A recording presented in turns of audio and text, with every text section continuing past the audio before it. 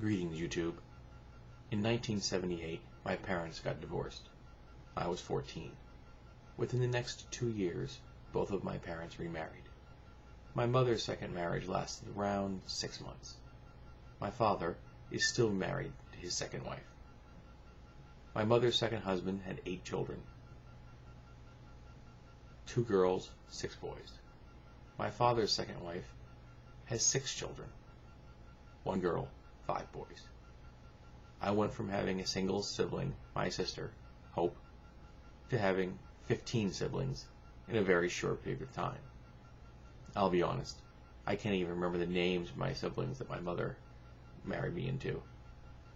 But I still know my father's stepchildren. And the one that I think I hold in my heart the most was named Donny. He was the oldest of my stepmother's children. And he was the first gay person I ever had in the family.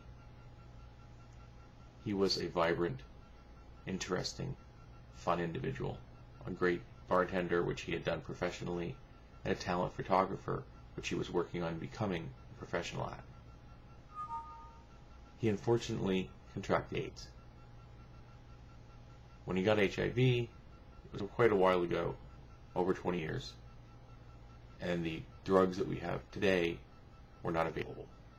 It very shortly became full-blown AIDS. Unfortunately, it attacked his brain. I couldn't brave going to the hospital when he was there for the last time, but I did get to speak to him before he went. And I can remember when I talked to him on the phone for the last time, I made him laugh. I was always very happy about that. Donny and I weren't incredibly close. I'd seen him a few times in Boston where he lived, and of course I saw him at my stepmother's house on a regular basis. But he was a genuinely nice person, and I miss him. I visit his grave, the mausoleum where his ashes are interred, on a regular basis. Eventually, his family and friends sewed up a quilt panel for the Quilt project. I never got to see the panel when it was being made. So when the panel was part of the project and came to an area, a college near my area, I went to see it. At the time, I didn't drive, so a friend gave me a lift. She and I wandered through this project, checking out the panels.